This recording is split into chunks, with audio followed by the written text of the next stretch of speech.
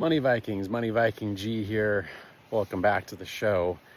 I got a really interesting one for you today. I wanted to go through several reasons why you're probably doing much better than 90% of the population if you simply just own, like 0.01 Bitcoin, and you have some of your other financial sort of metrics in shape, or your habits in shape, or your situation.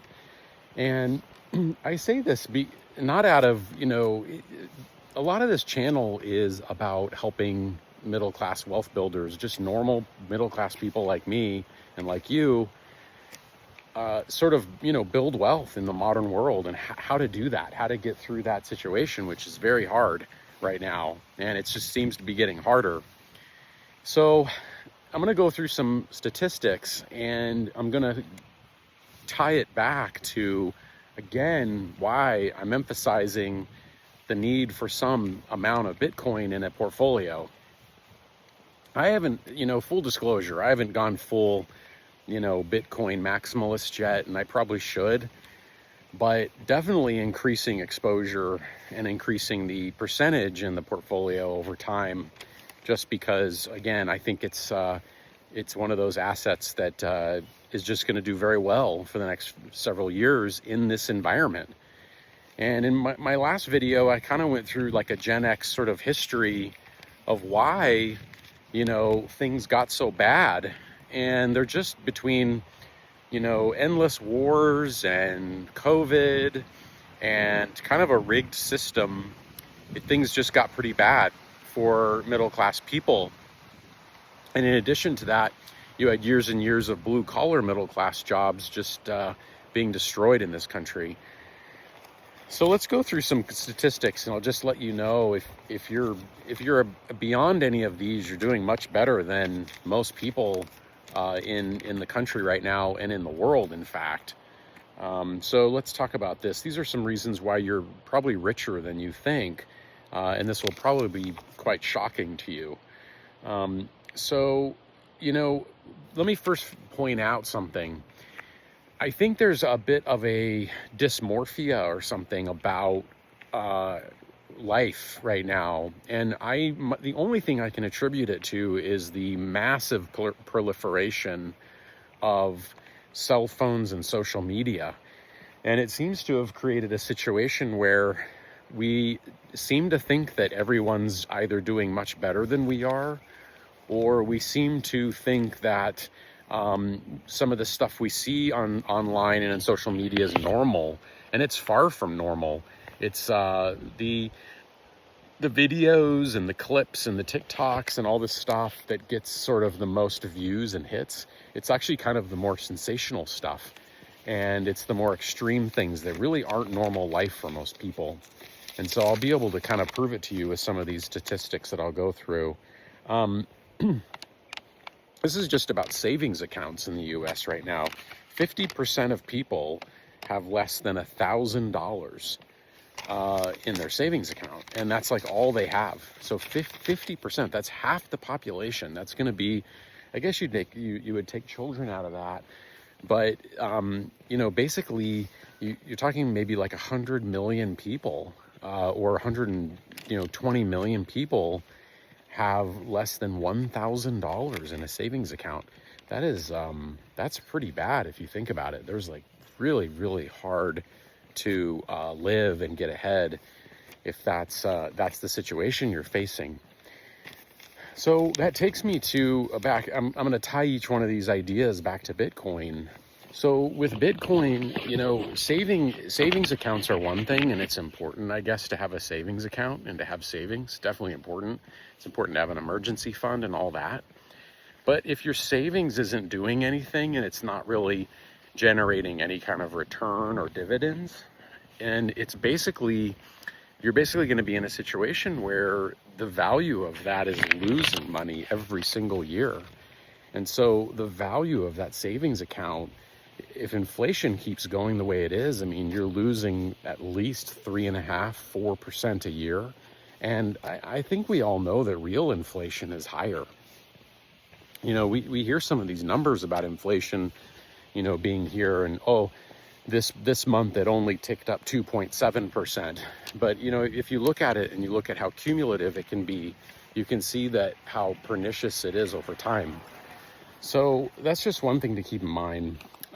So anyway, that's kind of why I'm of the mindset of adding Bitcoin, because I do believe you're going to get more. I mean, again, we don't give investment advice. I never know what's going to happen. But for me, I think I'm planning on more of a 30% to 35% return every year. Okay.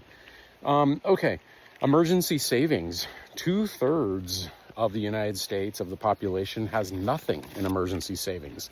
There's another really scary statistic. 2/3 of people have nothing in emergency savings. If they lose their jobs, they're instantly going to have to go into debt just to survive. So that is just crazy. If you have any kind of emergency savings, then you're doing better than 2/3 of the population. And I say these things because I feel like we need to turn this around. We got to turn this around as a country. We got to get better. And that's, I guess, part of my hope with Bitcoin, is that hopefully it can start to turn things around for people. I'm not the kind of person that just wants a few people to do well and a lot of people not to do well. I want to see everybody do better. I think that's really the American dream, is you see your friends and neighbors do well. And, that's why we share stuff on the channel. Okay.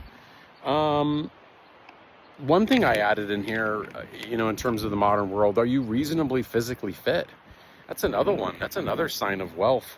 If you're reasonably physically fit, right away you're doing pretty well compared to a lot of people. So that's one thing to keep in mind. Okay. So here's another one. And I'll tie it back to Bitcoin. Do you even have a retirement account? 25% of the population has no retirement account. So that's pretty bad. And the average of those who do is about $88,000.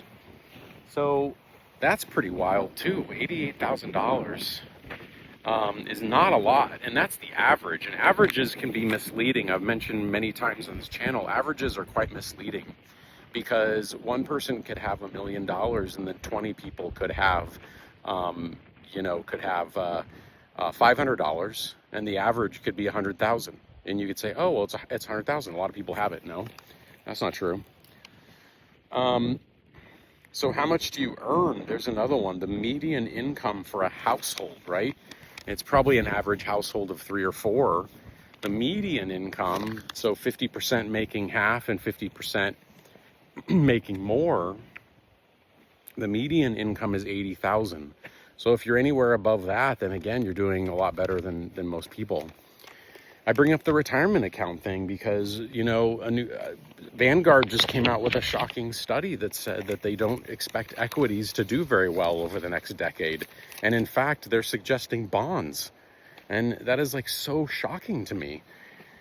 We've always been taught or told that, basically you want to be in stocks to get better returns. You want it to get the 10% return. You want to be in stock funds.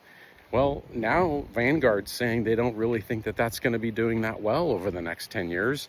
And that basically, they're saying go into bonds. Well, again, that takes me back to having some Bitcoin, because I don't really know if bonds are going to do it either. Bonds haven't done traditionally well. Maybe pay a couple of percentage and then maybe pay a little bit of a dividend sort of income type thing. I'm not totally against bonds. I think there's a place for them for people and a season for everything. But, if you're in your prime working years and you're trying to build wealth in order to have a secure retirement, it's not necessarily the engine that's going to totally get you there. So I think that's part of the problem with that. Here's a bonus one. So 65% of people in the US own a home, which is pretty good. But I guess I would ask myself, owning a home's not necessarily a good thing unless you have two things in place.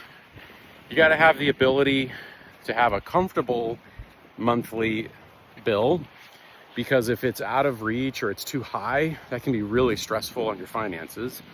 That's number one. And number two, Do you have any sort of equity? Now, if you have equity and you have an affordable monthly bill, I'd call it a win for sure.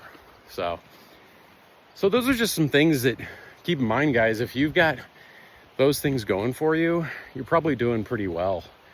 And you know, again, just tying it back to Bitcoin as it hits all-time highs, I think it's just, again, the beginning of the run for it. I think it's going to continue on for many months, maybe a few years. But you know, again, it's an alternative asset, and it's a finite digital gold commodity, whatever you want to call it, a store of wealth, a place to, you know, have capital that can preserve its buying power. That's kind of what we're all looking for, right? So anyway, thanks for watching, guys. Please like and subscribe, all that great stuff. See you on the next one.